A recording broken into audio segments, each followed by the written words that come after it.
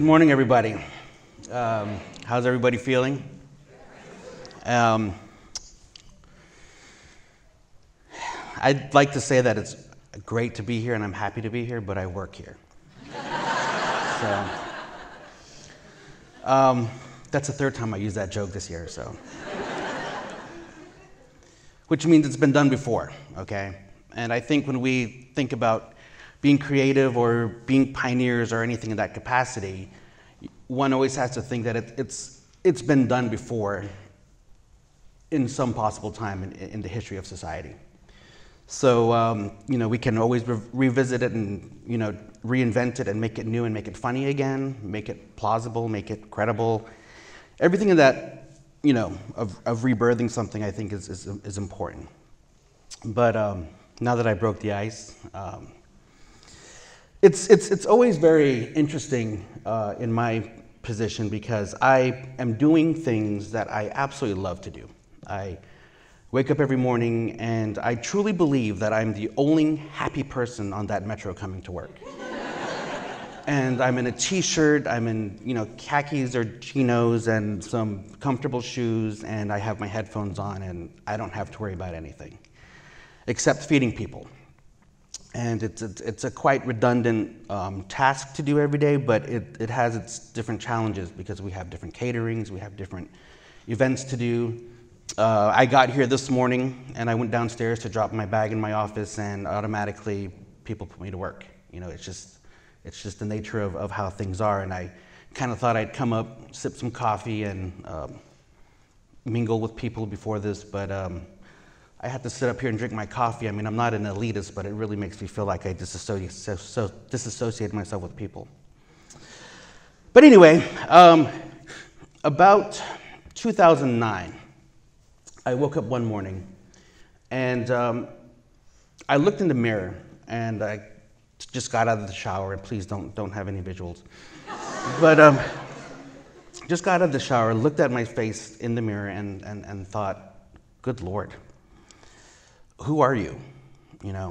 I had just quit my job because of, I wanted to keep and maintain the values and beliefs of food that I had, and I'll explain that in a bit.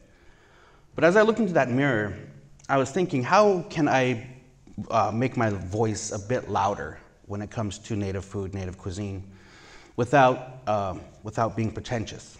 How can I eventually show up on a stage in a black sweater and glasses and look pretentious? And sometimes I can be a little funny. But the thing is, I looked into that mirror and I thought I needed to tell myself a goal, tell myself that I wanted to do something.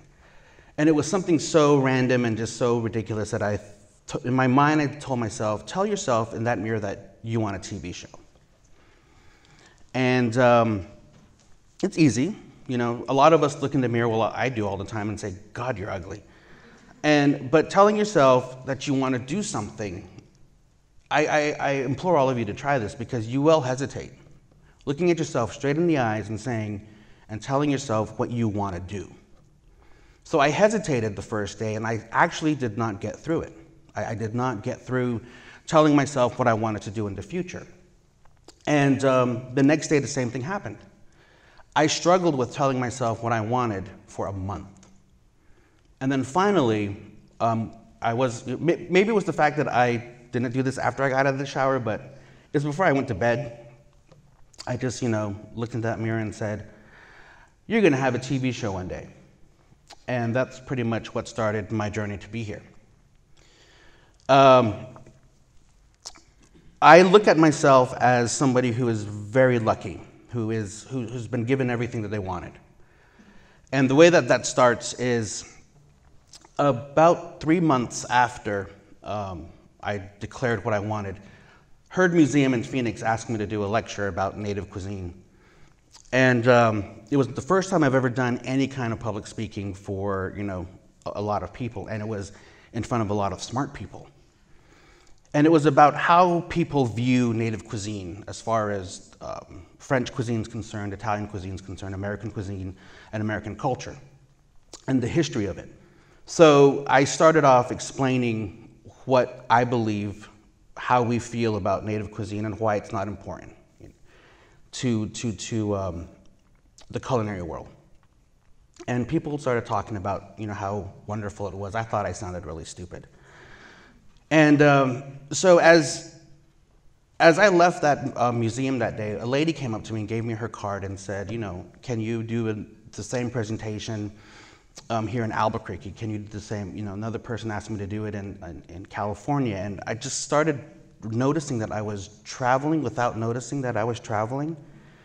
And I ended up in a place where 2 years later, I got a phone call from a producer in Canada who asked if I wanted to do a TV show. And it was unbelievable. The following month, I got a random phone call from a gentleman from New York. And he asked me, he said, we would like for you to be a guest on a TV show. And I absolutely loved the Italian chef Lidia Bastianich, who I feel is very, who I model a lot of my work after, who does regional Italian cuisine. And the second phone call he gave to me, he said, Lydia is the one who searched for Native chefs and really liked your work and your videos and things that you do, so she wants you to be her guest. So I kind of thought, wait a minute, I'm seriously just a nobody, but the star of the show, specifically picked me to be a part of her show. And it kind of snowballed, and I really didn't have any kind of gauge, because with Native cuisine and Native chefs, there's no defining concept of what it is to be a Native chef. For French chefs and Italian chefs, it's there. The model is there. The writing of what French cuisine is. And just as a little side note, it's funny to know that French cuisine was never a formal discipline until the Surrealist period back in the 1920s. And we tend to think it's been a tradition going on since Napoleon, but it really is just when you do it by definition of what a discipline is. It wasn't formally written until the 1920s. So cuisine was a new thing, how we view cooking and the process. But with Native food, it has not been defined at any capacity, because how many of you, when you decide to go out to eat, decide that you want to go have some Native American food? You want to spend a good $300 on Native food. You want to spend a good $300 on Ethiopian food. But you go to some Italian restaurant, French restaurant, you're more than willing to spend $300. So there really is this, disconnect with how important we view these particular foods. And one of the most troubling things that I deal with as a chef is how expensive Native ingredients are. The reason why I quit my job before I declared what I wanted to do in life was I worked with a French chef in Scottsdale, Arizona. Great guy, great chef, he was French culturally, and he was a French chef by trade. And I had ordered some food from a reservation in southern Arizona, and it was a little ingredient called cholla bud.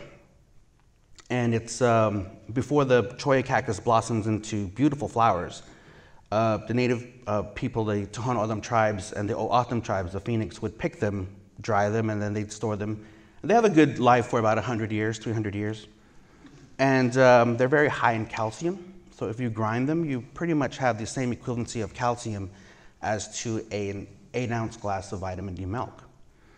And so they're $60 a pound. At the time, they were $60 a pound. And I had been asked to do a catering event for a cholla bud salad.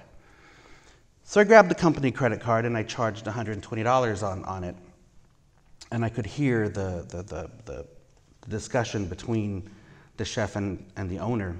Why is Freddie spending so much on ingredients for 2 pounds of food? And as I was in my office, he came into my office and said, Freddie, what did you buy? And I said, I bought cholla buds.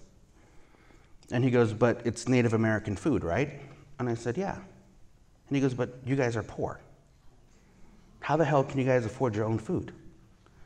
And I said, I am not going to go into Tucson where there's cactus everywhere and rattlesnakes and pick this stuff. Will you? And it was still, he didn't understand, because I am dead terrified of rattlesnakes. And plus, I am not an outdoors person. And so I said, I'm gladly, I'm supporting their economy, I'm promoting their ingredients, because the whole idea is buy the ingredient and the price will become lower, because that's just the way it works. And because if nobody's buying it, it has to be, at a higher price. So that was the premise. And when he let me know his true intention and his heart, I said, I cannot work for this guy. I can't work for this school, so I quit.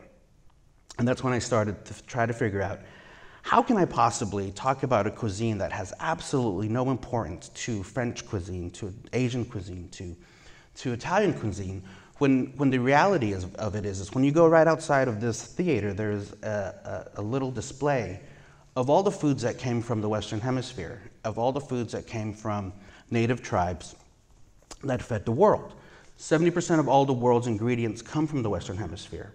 So can you imagine if none of these ingredients, came in contact with Europe, there would have been still bad tasting food.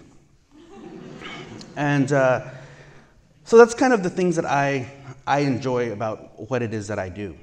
And I think dealing with the history of one's life, okay? So when people grow up, their experiences, your creativity comes out of your experience. It doesn't come out of somebody else's experience, because it comes from your heart, your soul, your brain, your memories. Your memories, I think, are probably the most important thing that you'll ever rely on to try to think, what can I possibly do, or what can I possibly be to introduce something new? Because that's my battle every day. Every day when I come to work, I have a pair of headphones on, and I have them on as loud as they possibly can be, just to get me away from the world. Even if my best friend, my mom, my nephew, or if they don't do this, because they don't like Freddie at work, they like Freddie at home. And so when I'm in work mode, I completely figure out where it is that I need to go. And right now, spring menu right now is in my mind for 2018. It's things that I have to think about, things that are coming now, because what is happening today, I thought about summers ago. So when I was in 4th grade, I wish I had time to tell you the snake story, but we lived in the Mojave Desert, and my father was transferred from the Arizona-California border back to the reservation. So I lived on and off the reservation. My parents were very well off for the reservation culture at the time, and they both were working, and we had a very comfortable life.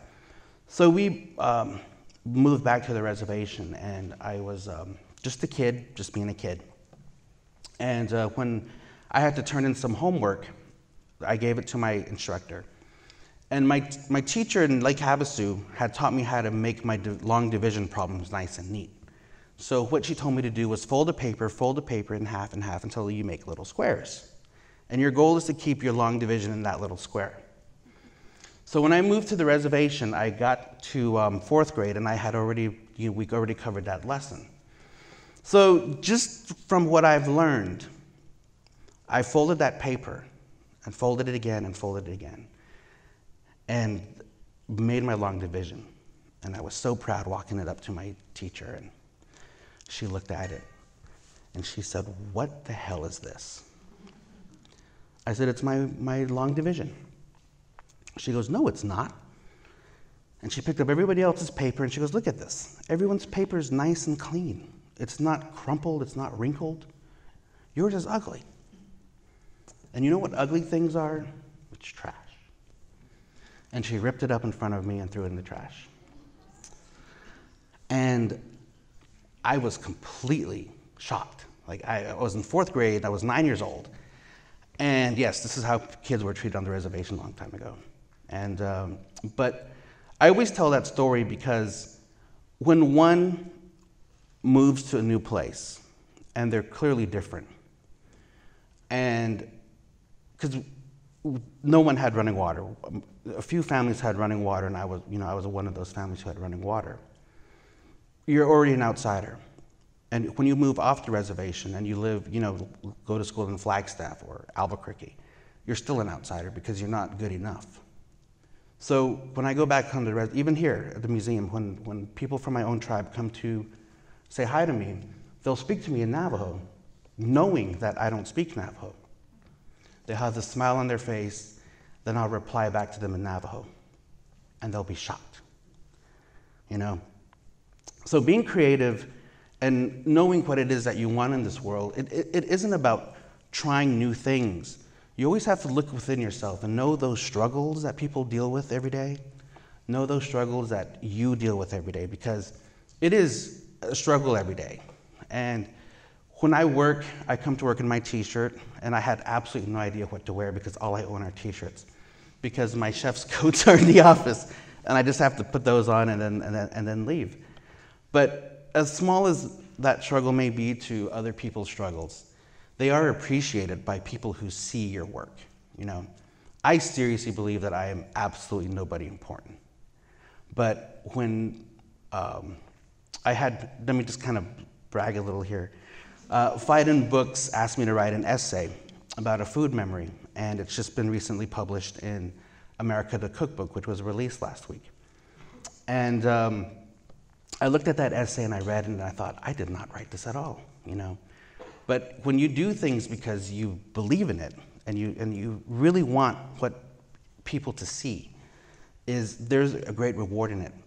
But I will stop when I believe, I'm passionate, because sometimes passion will lead to tunnel vision and then, advocacy, because advocacy can be good, but it also can deter you away from continuing to be as creative as you possibly can. So it's control, it's memory, and it's just absolutely, coming to work and enjoying what you do. So thank you for taking a little bit of time out of your day to come and hear me speak. I hope I at least gave somebody a laugh, a chuckle, or make you think about something in another way, because that's all what we need now and then. So thank you.